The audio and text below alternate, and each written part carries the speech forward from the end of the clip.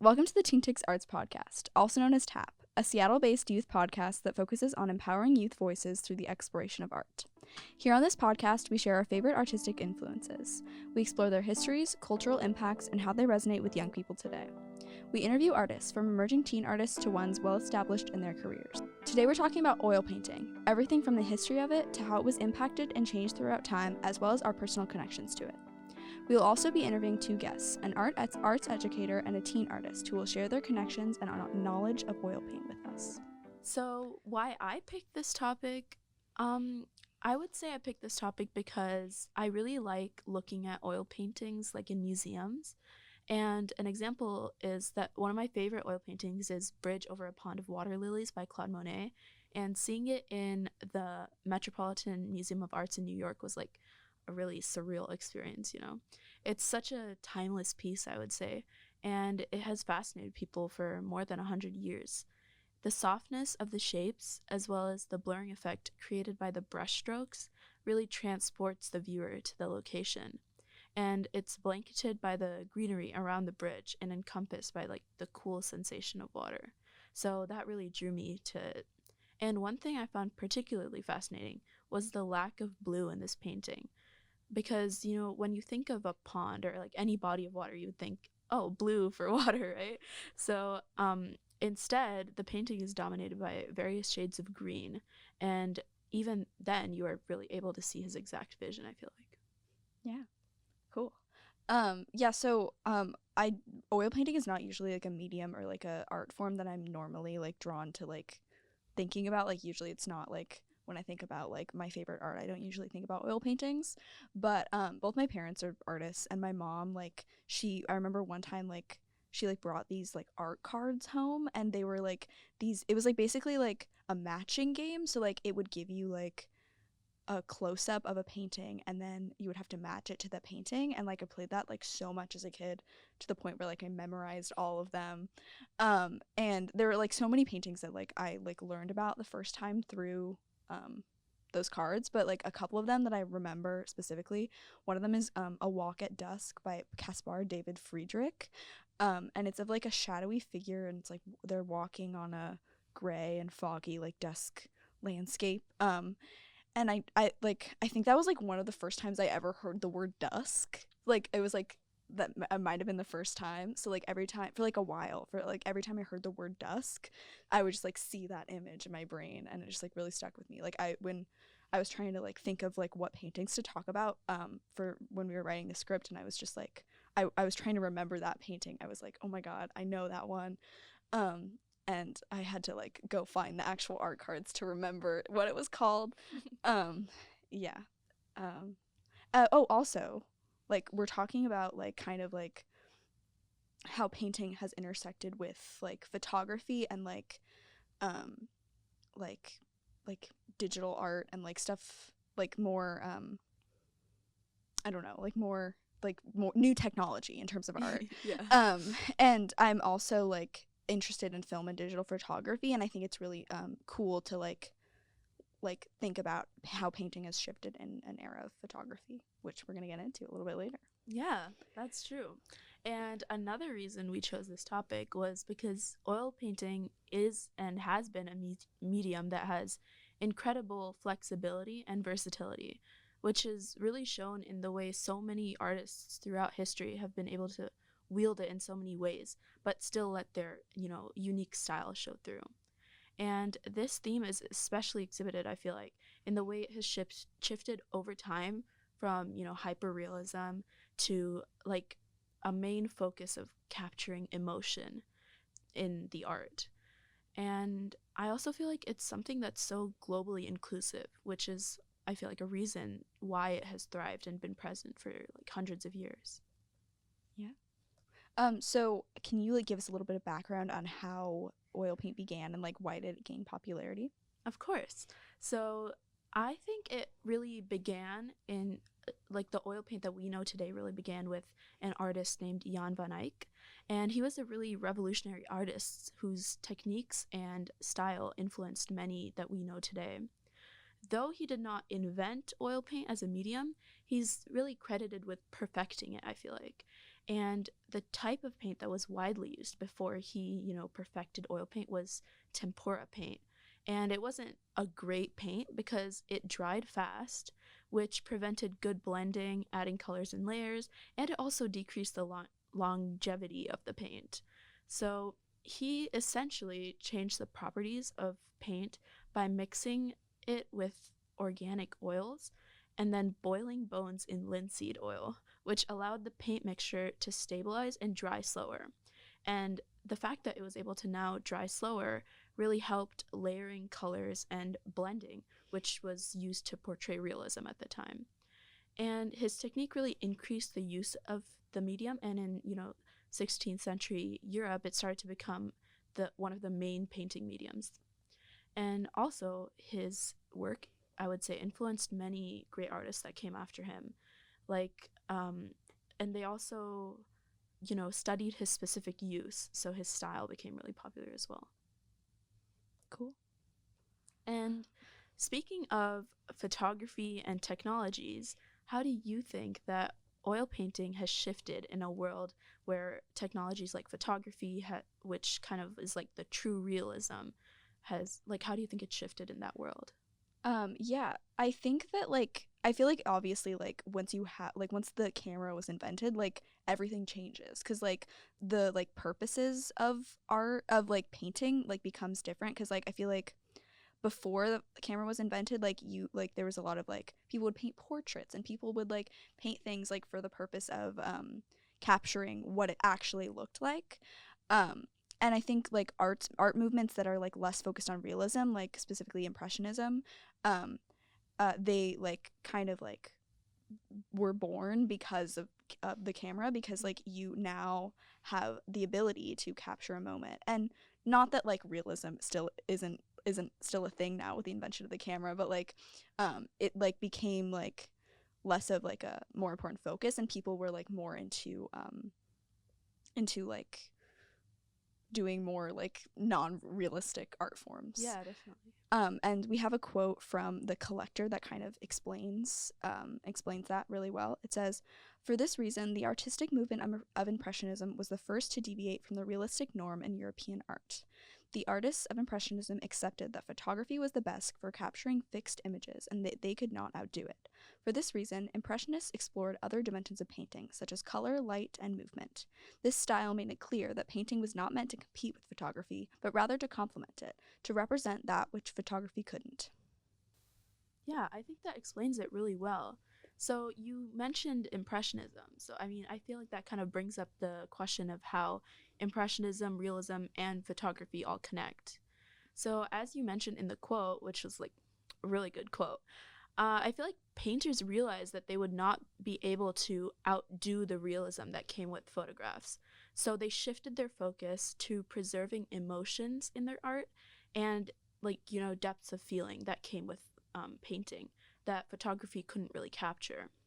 So that's really where I feel Impressionism came in. In the past, as with Jan van Eyck, oil paint was used to chase perfect realism, which was, before the camera.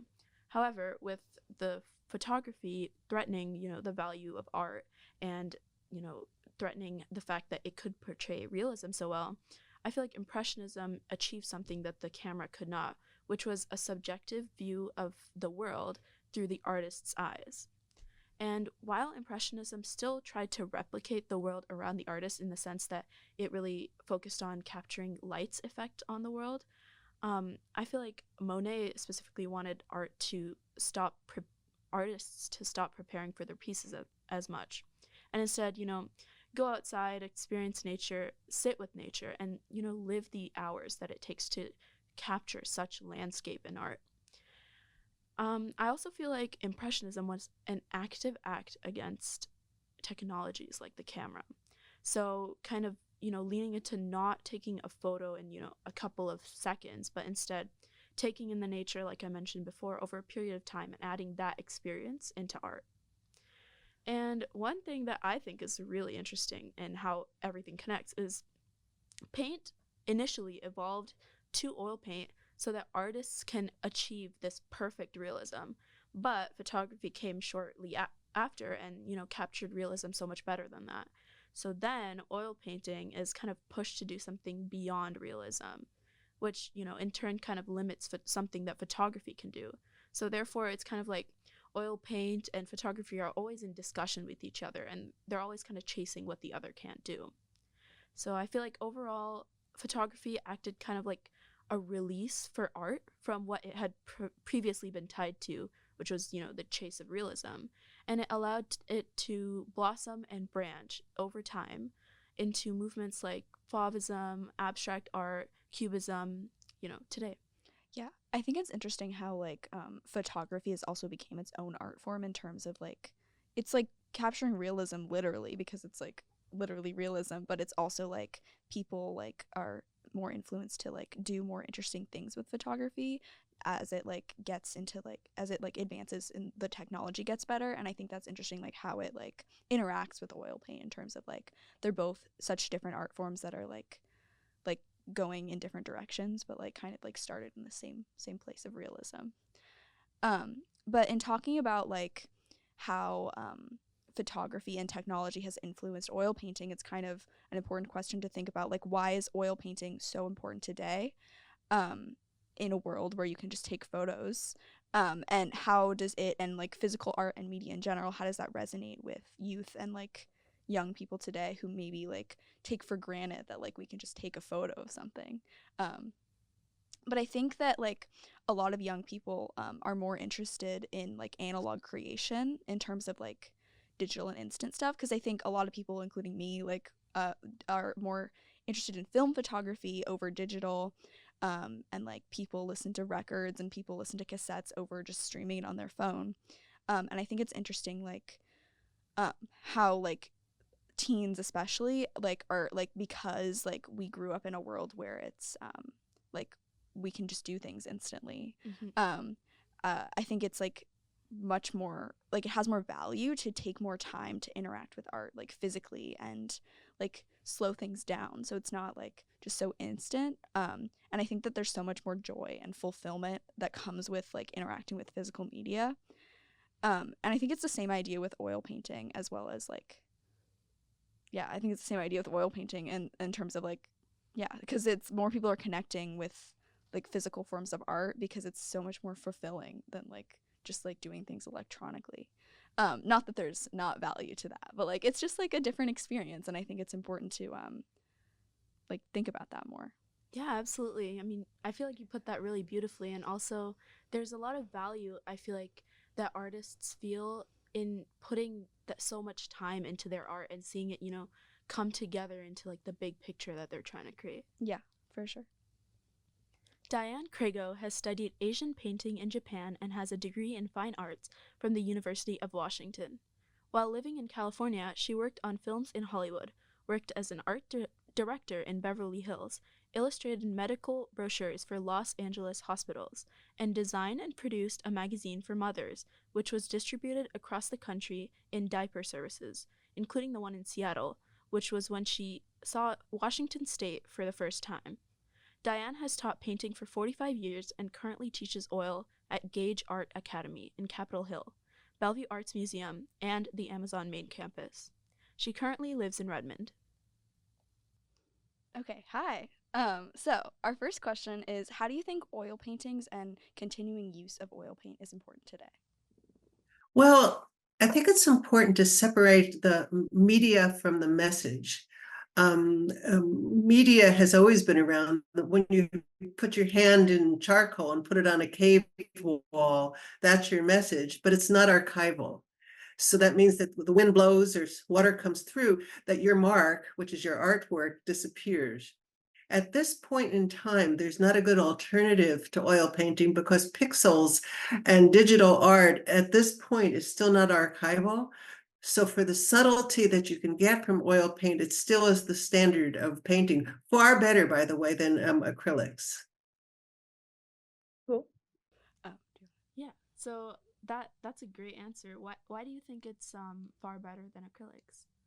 Well, acrylic is a plastic. It's a polymer with pigment little pieces in it. So for flat application, acrylics are a good way to do something that dries quickly, but it has a very short open time, which means that when you work with acrylics, it dries right away. You can't get a lot of subtlety. So with oil paint, you can manipulate the drying time. It can stay open, in other words, wet, for a couple of days, or it can dry overnight with certain additives that you add to it. So because of that, subtlety is the big plus for oil painting. Acrylics are great. Like the painting behind me, for example, when I put in a base of a painting, I use acrylics, just knock it in, it'll dry in 20 minutes. I get the idea down. But to get color variation, there's nothing that's superior to oil, because the vehicle for oil paint is oil, which is semi-transparent. The particles float in it. Light goes through that film, bounces off the canvas, it comes back to your eye. So it approximates closer stained glass than does acrylic, which is usually flat and a matte finish. So I come back to the word subtle. Yeah, that makes sense. Wow, I never thought about it that way. So why do you think there was a shift from hyperrealism to more of like an impressionist or even later abstract style with the use of oil paint? Okay, so I have a great answer for you. It just depends how many hours you have. There's a quick answer, but I'd rather give you the medium answer. Art and media follow society, and it follows the scientific breakthroughs of a particular time. When you see, and if I get off track, bring me back, by the way. When you see medieval art, the rigid figures, when those figures were done in egg tempera, that was that people moved around just the same way we moved around. But the vehicle that they had, the egg tempera, was rigid in its expression. So sometimes an innovation in media can create different expression. Most of the colors that were invented or discovered during Italian Renaissance period, for example, burnt sienna or yellow ochre, those are words that are Italian. They have to do with the soil and the earth. So those were the colors that were used at that time. As colors are invented, usually by other process, not for art. Like, for example, in the mid 1800s, there were new colors, the cadmium colors that were invented, those bright reds, the bright cobalts. They weren't invented for artists, they were invented for other purposes, but those colors became available, as did tubes. An interesting little anecdote is that Napoleon used tubes to get food to his troops that were dying on the Russian front from starvation. Once you have something in a tube, it can last. Once you have paint in a tube, you can paint outside.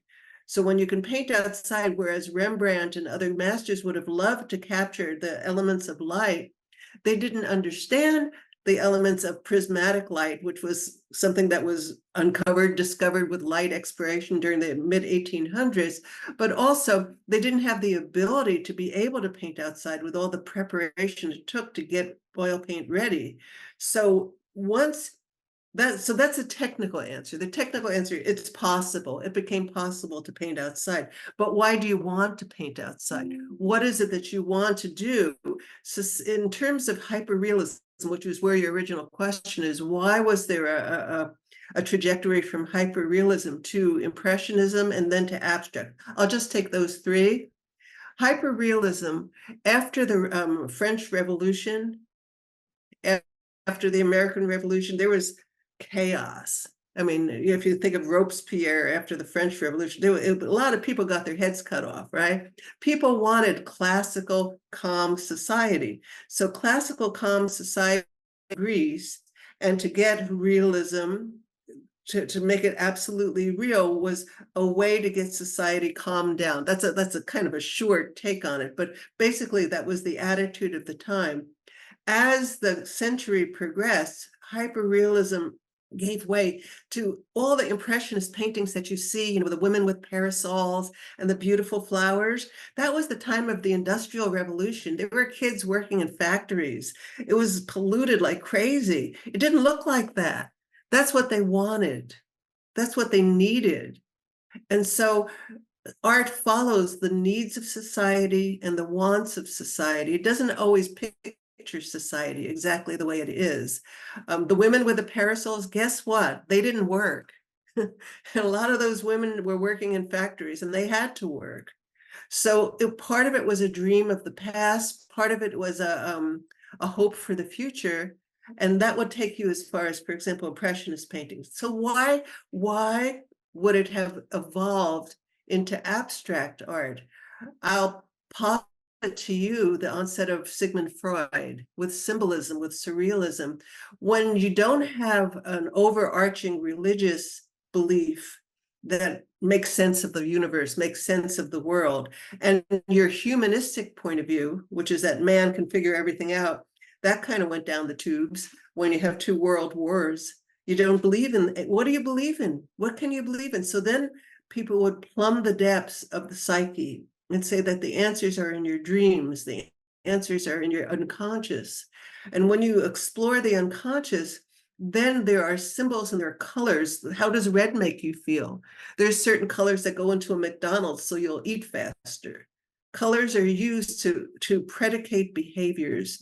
And so by using abstraction and compositions to emulate feelings and emotions rather than just depicting a reality, that's a better take on how we see society in our world right now, which is not with clear answers, not with blacks and whites, but with an exploration of who we actually are and what we're doing and what our purpose is. And so from there, the logical question that comes after that would be, where does digital art, where does AI fit? I'll wait for you to ask me a question about it. Yeah, that's kind of like related to like what we were trying to get at with another question, but it's like why is like creating art and like creating oil painting specifically, like why is that so important in the world where it's like there's AI and like you can take a photo of things and stuff like that? Well, first of all, most people are not attracted to a photo the same way they're attracted to something that is artistically created. The word art comes from an artifact, so it has to have a human input. Art is a process of selection, so you choose. Now, a computer can be programmed to choose and to make choices, and it's computer generated art. It's not human generated art. However, since we're humans, we tend to be attracted to things that relate to other humans. And so as yet, there has not been any AI art that has the attraction for people, that shows emotion, that shows depth. And I would ask, your listeners to look deep inside themselves and says, what if it were? Is that something we want?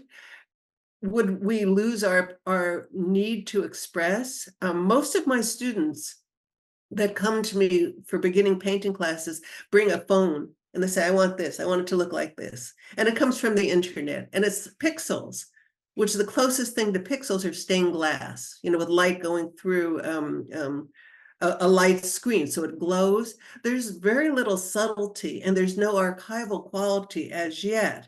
So the challenge I have is to say, what is it? Who are you really? What is it you really want to do with your art? And are the tools of smartphones and digital devices and AI sufficient to express what it is you want? If it is, at some point, there won't be oil painting anymore, and it will evolve, just like egg tempera evolved. But as of right now, oil painting is the best way for you to get gradations and to express the variety of emotions and feelings available. Yeah, that makes sense. So you mentioned how egg tempura has evolved in art. So kind of going back to that, were there any breakthroughs in the use of oil paint that you think throughout time has been like they've been really notable? Yeah, there are actually. There's lots of missteps. There's lots of colors in oil paint that were so terrible they fall off after a couple of years. When you go into a museum and you see all the crackle, that's because they came up with varnishes that were pretty lame and that didn't work so well. There's lots of mistakes that happen. Traditionally, the mediums are additives that you add to oil paint to make them do something, make them thinner, make them dry quicker, that kind of thing. Many of those additives made things worse. They make them yellow. There's no way to know that except through time. Some of the mediums that are used today, which are made from petroleum products, help the oil paint dry overnight. And because it's a plastic, it lasts forever and it doesn't discolor, which is not a terrible thing. So there's additives that have made oil paint act different, behave different. We tend to see more collaging, which is adding sand or metallic elements to the paint so that it will behave differently. None of that is traditional. You wouldn't find that 300 or 400 years ago, but those things expand what oil paint can do. If you look at an Andy Warhol painting, very, very different than a Dutch old master painting. And they can both be in oil, but they're trying to express different things. And of course, one of the biggest difference would be that it's fluorescent. That's a different kind of color, fluorescent color. What is the problem with fluorescent? You know, fluorescent color would be like neon green or hot pink. The problem is that it breaks down. And so in 40 years, it'll be black unless it isn't. So part of the experimentation with all media is to find out what happens. The Last Supper by Leonardo da Vinci was done with oil paint in a fresco style, and oil paint doesn't work in a fresco style. So half of it has fallen off. And that's one of the problems with that piece of art. So there's been changes that worked and there's been changes that didn't work. And that's what has evolved over time. So kind of a broader question to end it off with, but like what impact do you think oil paint has had on like art in general and like today's like world of art?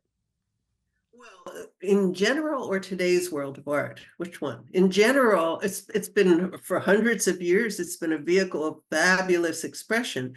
For today's society, what has it done?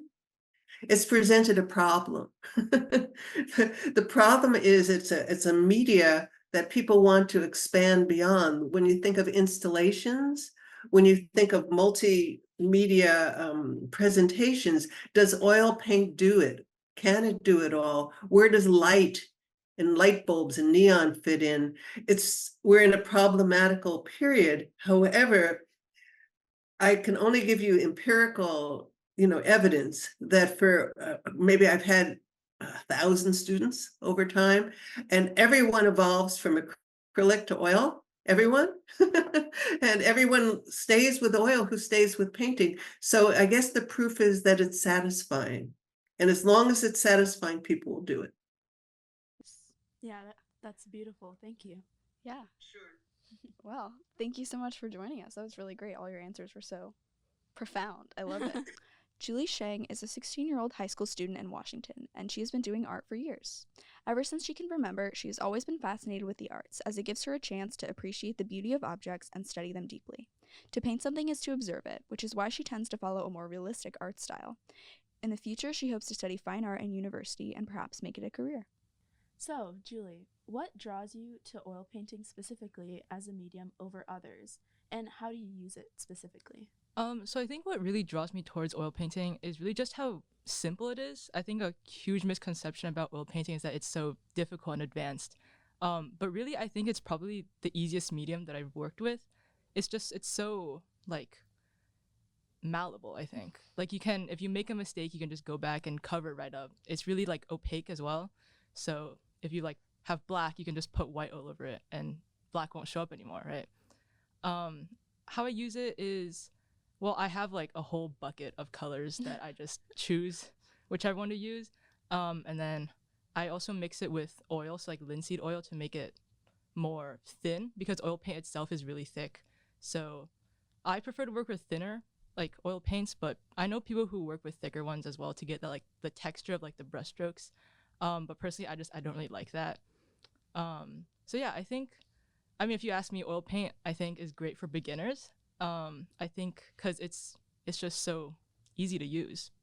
Yeah, it makes sense. Wow, that definitely is different from what I've thought about oil paint. It's always been like kind of daunting to me. So how has learning about the history of oil paint affected the way that you make art and the way that you consume art? So in terms of art history, right now I'm taking a class at school where we learn about different like art movements and different artists and the art that they create. And then so at the end of each unit, we'd create a piece of art from that movement. And I think it really helps to sort of explore different styles and find one that's your own, right? You can also incorporate your own style into the artist's style. And it's just a great way to explore different art styles and just find whichever one suits you best. In terms of how I consume art, it's also great to know like what's happening at that time that the artist was making the art, to sort of understand the history and the background or the emotions that they're trying to sort of like evoke in the viewer. So it is definitely great to see a work of art and understand what the artist was like thinking or like what was happening, and then you can sort of like understand it better. Do you have like a movement that's your favorite or that you were like more inspired by than others? I wouldn't really say so. I think all art to me looks pretty good. Maybe that's just like, I'm like more of like I like to observe things. So anything really just looks good to me. So I don't really have a favorite. Yeah. That's cool. So in an era where anyone can like instantly take a photo, why is painting, specifically oil painting, why is that important to you?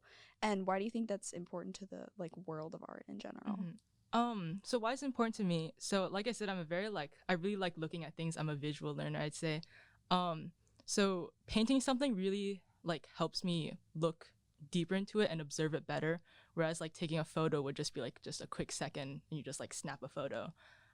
So it is just a way for me to sort of observe better. And I think it really helps me pay attention to details. I also think that, so oil painting, so this is like not really my style. So I do like more realistic, but you can also paint stuff that you don't really see in real life. So I have this friend who like paints all these like cool, like sort of landscapes, but they're not really like I guess like naturey landscapes. She kind of just like creates something out of her mind and just puts it on a canvas.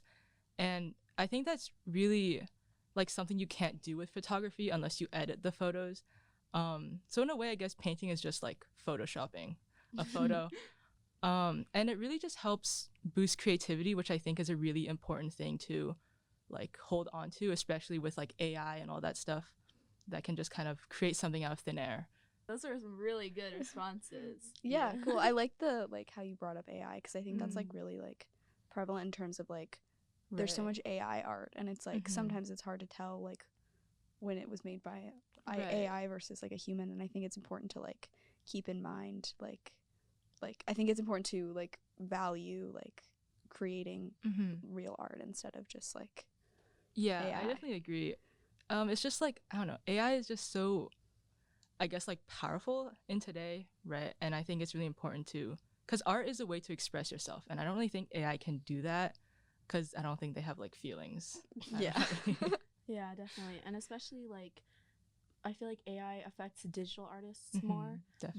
but it's also important as like a, well, I guess physical artist, I don't know, as a traditional artist to like keep in mind the effects of AI because it's like so prevalent today. Right. Yeah.